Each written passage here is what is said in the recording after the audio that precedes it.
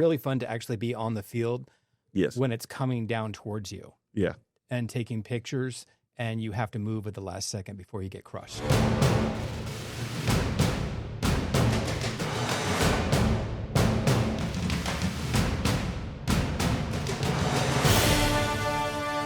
Welcome to Stars of Service on Queen City News Plus. I'm your host, Brian Christensen. I served in the Air Force for 20 years, and I have a passion for telling veteran stories. Stories of resilience, stories of courage, especially those of how the human spirit can survive in such harsh conditions. Every veteran has a story. Not everyone can handle pressure and balance like Germaine Parker. He's a master at both, especially air pressure and aircraft balance. See what I did there? An Air Force veteran for over 25 years, Parker found his calling while serving his country. Now he serves his community. He's also a realtor, podcaster, not to mention father, friend, servant, and always doing things for others. Germaine was an aircraft loadmaster at the North Carolina Air Guard here in Charlotte. He is truly a master of balance. Work, family life, previously balancing the cargo inside of C-130s and C-17 aircraft. I don't know anyone else who can balance life literally when it's thrown at him like that. Germaine has been a friend for over 2 decades, and he was also my supervisor for like 5 minutes, but that's another story altogether. Germaine, welcome. Thanks for having me, brother. Yeah, absolutely. First of all, let's go. What is a loadmaster? So a cargo or aircraft loadmaster, the position in the Air Force is for somebody to, as you said, balance the airplane. So just think of an airplane as a seesaw. And if you put too much weight up front, the tail comes up, put too much weight in the back, the nose comes up. So the art of load mastering is to pyramid load, where you're getting the heaviest stuff in the middle and you load out and you balance the airplane, because that's what affects you can affect aircraft performance that way, making it too hard to take off or being too tail heavy and you can't land. And how long did you do this? As you said, a little over 25 years. I started off on active duty and stationed at Dover, Delaware. Started on C-5 Galaxies. And those are the huge 747 looking cargo airplanes. Yeah, and the largest cargo airplane in the military inventory. Didn't they have a long time to start up, or how did that? As it was one of my first loves. I will not bash C-5. It's a majestic thing in the sky anyway to see it. Yeah. It's it took a long time to load. We have pallet positions, and a pallet is roughly 108 by 104 inches, and the C-5 had 36 positions, as opposed to when I went to North Carolina Guard, the C-130 had 6 positions. So it took more time to load because it was more space. But you could carry more outsized cargo. You could carry 2 Abrams tanks. You carry 6 Apaches in that thing. I mean, it was a huge, huge cargo space. With the with being in the back of the plane, kind of flying blind, if you will. Yeah. I know you've got a couple stories that not everyone can just sit in the back of an airplane and be like, oh, I don't feel any of the turbulence or whatever else. You feel everything back there. You do, and it's one of those kind of things that you don't know until you know if it's something you can handle. We've had plenty of people who've gone through their technical training, and really in most aircraft, like on C-5s, I didn't actually fly on the airplane until I got to my duty station. And that was like a month or so after I got there, because in process and all this other stuff.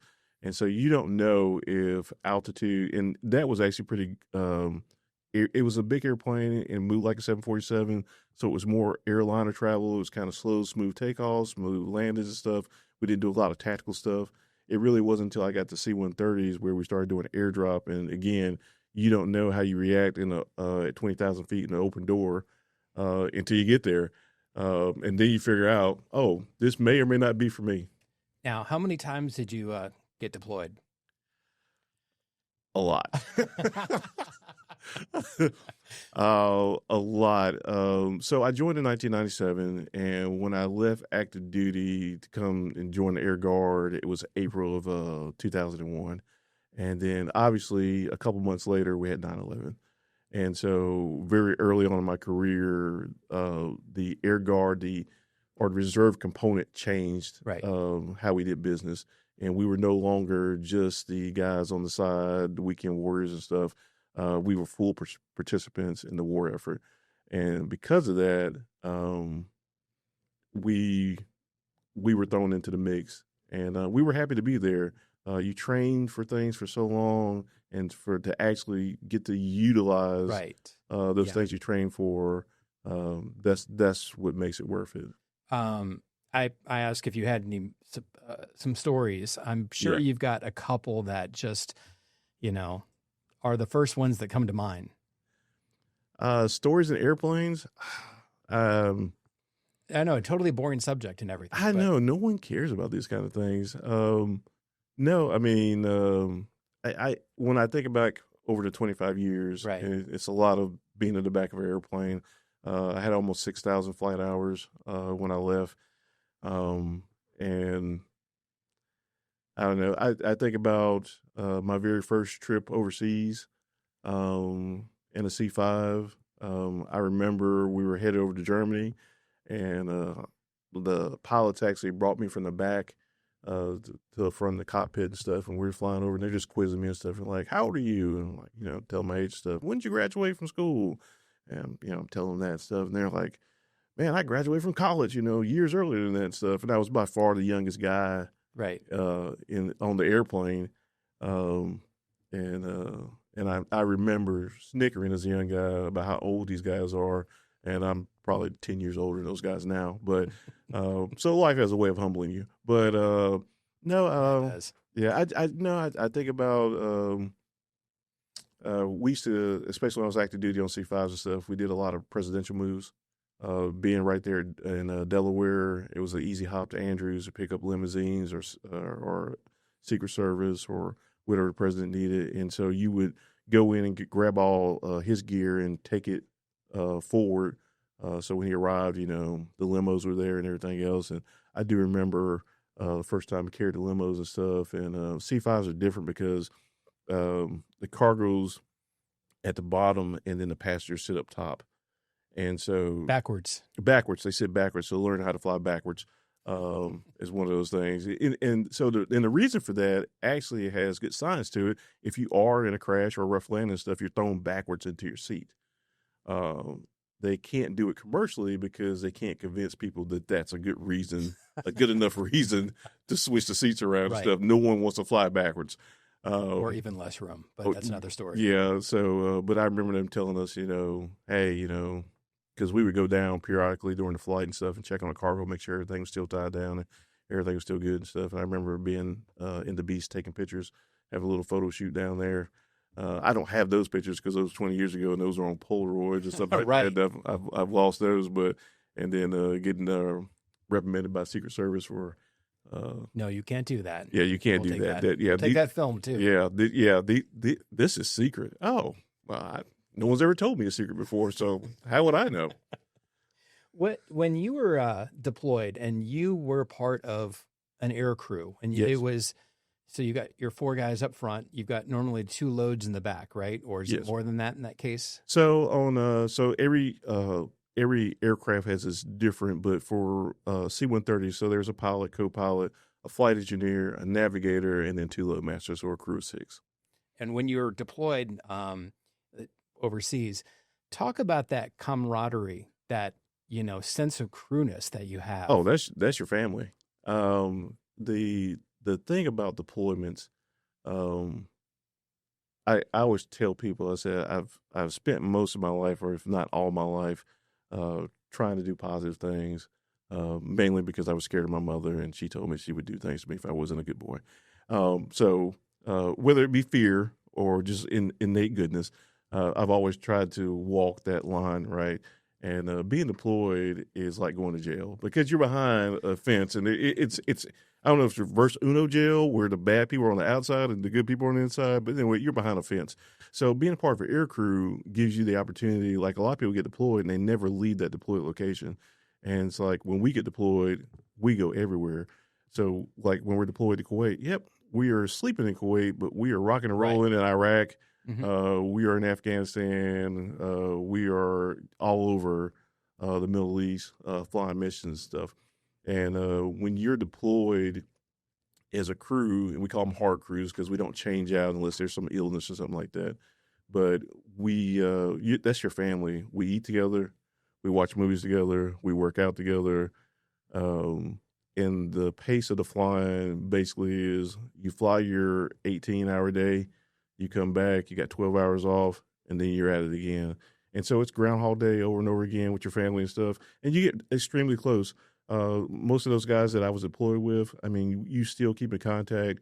You know kids' birthdays, you know wives' maiden names. I mean, you spend a lot of time together, and I mean, there's nothing else to talk about. But so, what happened when you were in the sixth grade? So,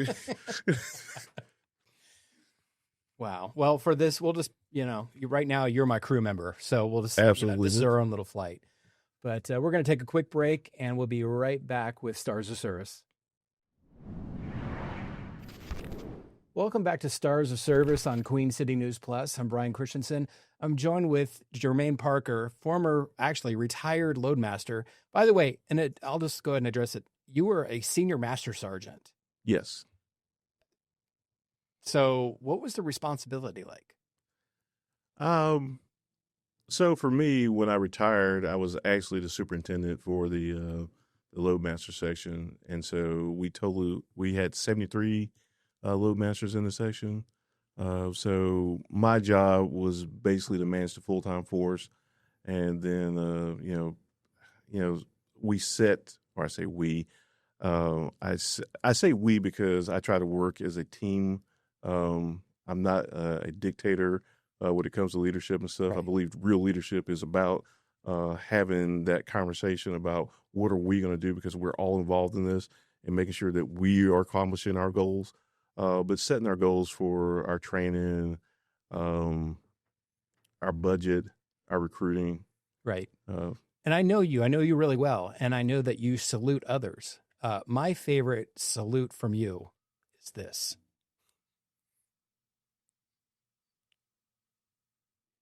That is amazing. Yeah. So the story behind that, because there's a story behind everything, is that a buddy of mine, Bubba Bartlett, we ended up going to Fort Lee, Virginia to go to attend the Army's rigger school where we learned how to rig cargo parachutes. Right. The rigger school in Fort Lee, Virginia, part of their graduation is they had to rig their own personnel chutes and jump from an airplane with their chutes. That's part of graduation. Kind of like a warranty or something. Well, I mean, if you can't trust yourself, no one else should. And in conversations with the guys up there at Fort Lee when we were at the school and stuff, we're like, well, who does your airlift? And they're like, we try to work with this unit and that unit and stuff, but we kind of some days it's kind of hard to find airlift. And I'm like, it's a deal maker that I am. Me and Bubba kind of made a deal. Said, hey, we can come up here and do this for you. It worked out for us because it gave us a steady flow for our training. Again, getting guys not only personnel drops, which we needed for our currency and our training for our new guys and stuff, but it also gave us access to some unique loads and stuff. And so the reason we were able to pull off that particular GoPro shot was because a lot of times when we do airdrops, we just fly away. Right. We rig it, we fly away. We never land at the same field where stuff. But we go to Fort Lee, load up at Fort Lee, and we'd actually be able to go out to the field and recover our stuff. So it's always fun. It's really fun to actually be on the field. Yes. When it's coming down towards you. Yeah. And taking pictures, and you have to move at the last second before you get crushed. Yeah, it's move faster than you think. Yeah. I would not recommend. No. Cargo parachutes are just to keep the loads upright. Right. They're not really there for cushion. Yeah. Mm-hmm. True story. That actually happened at Fort Bragg back in 2000 for that rodeo that you all did. Yes. Yeah. Mm-hmm. Yeah. Speaking of, just the balance and everything. Yeah. Let's get back to, you balance a lot. How do you do it? I don't think I have a choice. I mean that, of course, a little sarcastically, but I do mean that in a positive means is that you can, if you put yourself in a position where this is what I have to do, then that's what you have to do. And so you can make time for whatever you need to make time for. I mean, sometimes it gets a little, I know we discussed as we're doing this podcast and stuff. I did my own podcast for a while, and I have kind of been pushed with time, and I'm going to get back to it, I swear. I hope so, because it's fantastic. Thank you. I appreciate that. And format more like this because when I started the podcast, it was just me yammering by myself for 60 minutes, which I had no problem doing. But I do understand that there's more of a conversational, better product with conversationally when you could talk to different people like we're doing today. With that and some of the things that you would talk about, leadership and staying organized and just how you're able to maintain that. And, family and friends and having a life. What's that? Truly, you're a master at that. And so I really just wanted to not only congratulate you, I wanted to take some notes down too. I think that, a lot of key things for me is that, one, whether it's the military, currently serving the community or just my family, I've had a great team around me. And what's the old saying? If you want to go fast, go by yourself. If you want to go far, go with others. And so I don't get this far by going by myself. And so that's really, if you're going to do these things, you're going to need help. There's got to be somebody just military stuff. There's got to be somebody watching your six. There's got to be somebody, your battle buddy, who's in there with you. Your crew members. Yes, absolutely. And you got to understand, just like on an air crew, everybody's not doing the same job and they don't have to. And we all specialize in what we do. And that's what makes the team run so well. I can read parachutes. I can drive forklifts. I can do all kind of stuff in the back of an airplane, loading up cargo and stuff. I don't have to concentrate on the landing. And quite honestly, from flying a couple sims, you don't want me to. You're really good at taking off, huh? No, not that. A lot of people say, "Oh, yeah, it's the easiest thing." I didn't say the other, but yeah. No, it's all hard, especially on the 130s because it's a lot of hand-eye coordination going on. Totally. We're going to take one more quick break. We'll be right back with Stars of Service. Welcome back to Stars of Service on Queen City News Plus. I'm Brian Christensen, joined by Germaine Parker, retired Air Force loadmaster. You were my boss for like 5 minutes. It was more like a month, but yeah. It was a small amount of time in school. So to be perfectly clear, I tried to become a loadmaster. I lasted in school for maybe 2 weeks. Math is not my friend. It never was. I'm not going to ever be a mathematician or taxes, any of that stuff. No, So anyway, we were taking our first block, our final for our first block. Basically you get through the first week of school and here's your major exam, if you will. And that morning I had a sign from God that said, basically, this is not your path. Whenever you would go to the dry cleaners, you always have a little tiny tag on the inside of your uniform, whatever, to show that they've, pressed it, it's nice and sharp and everything else. Here's the tag.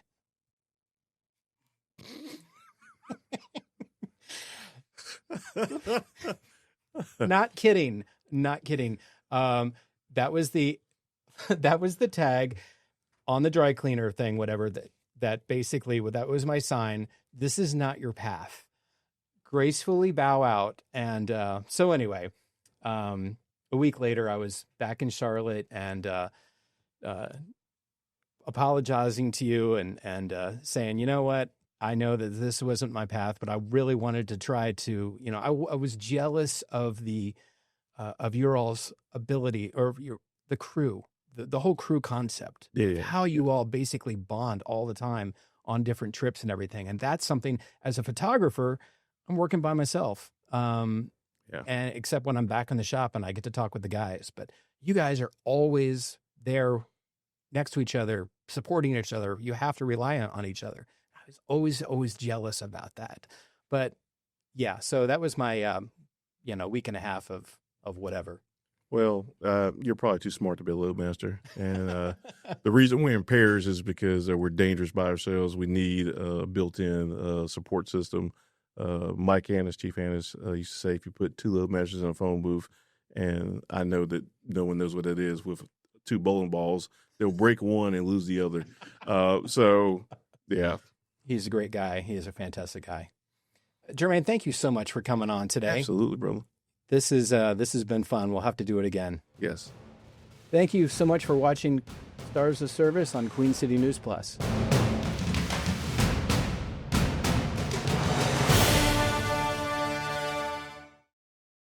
Queen City News Plus. Just search Queen City News on your smart TV's app store.